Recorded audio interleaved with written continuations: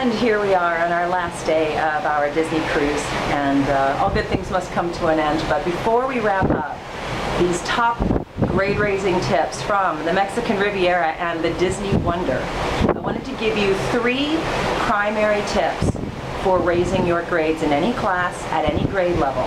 Things that students don't always think about, but that are very important, surprisingly important from a teacher's point of view.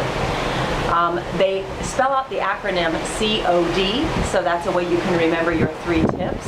C.O.D used to mean collect on delivery back in the old days when we had a different type of parcel system with the Postal Service. Today, C.O.D stands for top tips for raising your grades. C, communicate. You must communicate with your teacher. Students underestimate the fact that teachers look for students who are communicative. That means a couple of things. First of all, when you come into the classroom, absolutely you should be saying good morning, as we've mentioned in another training. Secondly, you should be communicating with the teacher, not just with, your friend next to you in the classroom. During the class, your hand should be up asking questions. You should be volunteering answers when you think you know them. You should be engaged with what's happening as the lesson is going forth. And you want to really make it your business to communicate what that experience is for you with the teacher. You can do that either at the end of the class if they have a moment on your way out. You can make special time to meet a teacher or even a professor on the college level during some professors or teachers will even have office hours where you can come in and have a one-to-one consultation.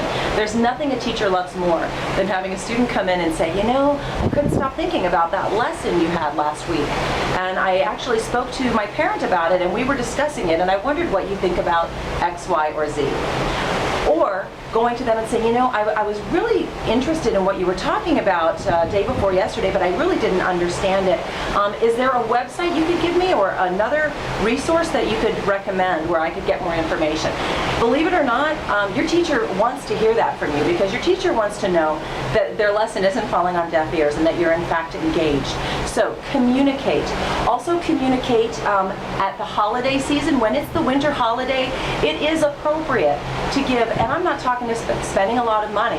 You can get a little gift candle for under $5, a little scented candle, put a little nice handwritten note, maybe a tiny piece of, holiday candy or a candy cane. It doesn't have to be expensive, but letting your teacher know that you appreciate them. Just a thanks for everything. Love, Julie. Really, that can make all the difference in the world. We want them to know that you are communicating with them your appreciation as well as your questions and your insights to the material. And then obviously at the end of the year, it's a very important time to let them know you appreciate them. Some teachers you may want to hug, some teachers you may just want to high five, or you may just want to say, hey, thanks a lot. Maybe I'll see you next year, maybe I won't, but you got me straightened out in geometry and I'm heading to Algebra 2 thanks to you. So thank you. Thank your teachers. It sounds corny, but, and I'm not saying they're going to, add an extra 15 points to your grade in the grade book, but, grading is sometimes subjective, and teachers are going to be more likely to give the benefit of a doubt to a student who they see trying. If you're right on the border between that A- and B+, it may tip you to the A-, especially in areas that are more subjective, like, essays and short answers, as opposed to, if you say 2 and 2 is 5, it doesn't matter what you gave them for Christmas. That's still going to be wrong. But communicate. O. The O has to do with organization. You must organize yourself. In fact, I believe that it's a true statement that if I were to go into your locker right now and look at your locker, and then I looked in your backpack, you know who I'm talking to, I'm talking to you. How does your backpack look right now? If I opened up your backpack and then I looked in your locker, I bet I could tell you within 5 points of a 100-point scale what your current GPA grade is across all courses. Because organization equals excellence in school. You might think that's not true. You might think, well, my room is messy and my locker is, looks like a bomb went off in there. And yeah, I've got gum wrappers stuck to last week's homework in the bottom of my backpack. But who cares if, those fiery hot Cheetos are all over my science experiment in there?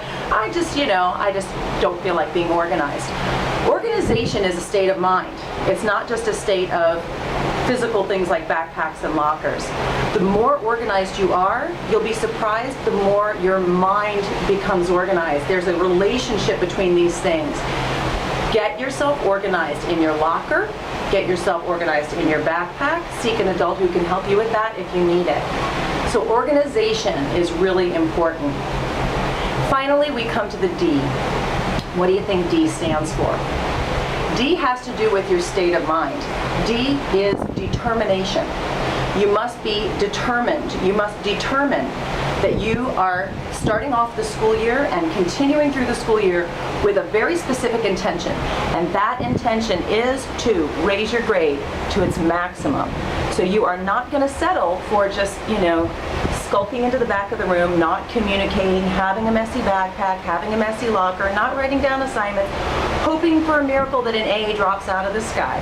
You're going to be determined. You're going to make a decision. D could be for decision. Be determined that you have a goal in mind. Every day you take the next right action toward that goal. One step at a time, as they say. A's aren't made overnight. A's are made over the course of a school year or over the course of a semester. And they happen as a result of very specific things that A students know to do. When I was in school, I got mostly A's. How did I do that? I'm not a genius. I'm not Einstein over here, but I communicated with my teachers. I appreciated them. I was very organized because I made a decision by the time I was in 7th or 8th grade that this mattered to me, and I didn't want to just, I didn't want to just be average or below average. And I knew that I had the mental ability. I just needed to rally myself. And everybody comes of age at a different time, and I understand if you're in 7th grade, maybe still having a hard time kind of getting your bearings. Not all 7th graders, though. Some are way more organized. Can't talk. Some are way more organized than the juniors and seniors that I see. It really is a state of mind, not a state of age. So we're going to communicate, we're going to be organized, and we are going to be determined to follow through day by day with what is the next right action that is going to take me closer to that A that I say that I want. With your C.O.D. in mind, you are going to raise your grades, guaranteed.